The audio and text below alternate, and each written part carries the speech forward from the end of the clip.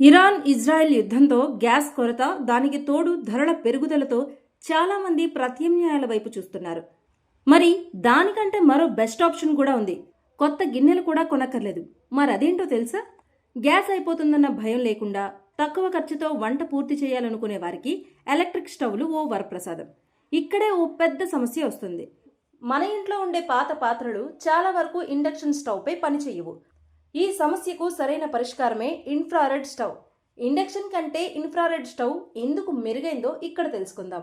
Induction stove కొనాలనుకున్నప్పుడు మనం గుర్తుంచుకోవాల్సిన ప్రధాన విషయం, మళ్ళీ కొత్త పాత్రలు కొనుక్కోవాలి. ఇండక్షన్ స్టవ్ కేవలం స్టీల్ లేదా ఐరన్ పాత్రలపైనే పనిచేస్తుంది. మన ఇంట్లో తరతరాలుగా వాడుతున్న అల్యూమినియం గిన్నెలు, రాగి పాత్రలు, నాన్ స్టిక్ ప్యాన్లు, మట్టి కుండలు దీనిపై అస్సలు పనిచేయవు. అంటే ఇండక్షన్ కొంటే వాటికి సరిపోయే కొత్త పాత్రలను కూడా విడిగా కొనుక్కోవాల్సి వస్తుంది. సో ఎక్స్ట్రా ఖర్చు. దీనిపై పెడితే పాత్ర అడుగు భాగం మాత్రమే వేడెక్కుతుంది.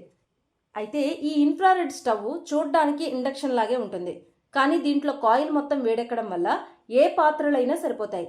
ఇన్ఫ్రారెడ్ స్టవ్లోని అసలు మ్యాజిక్ ఇక్కడే ఉంది.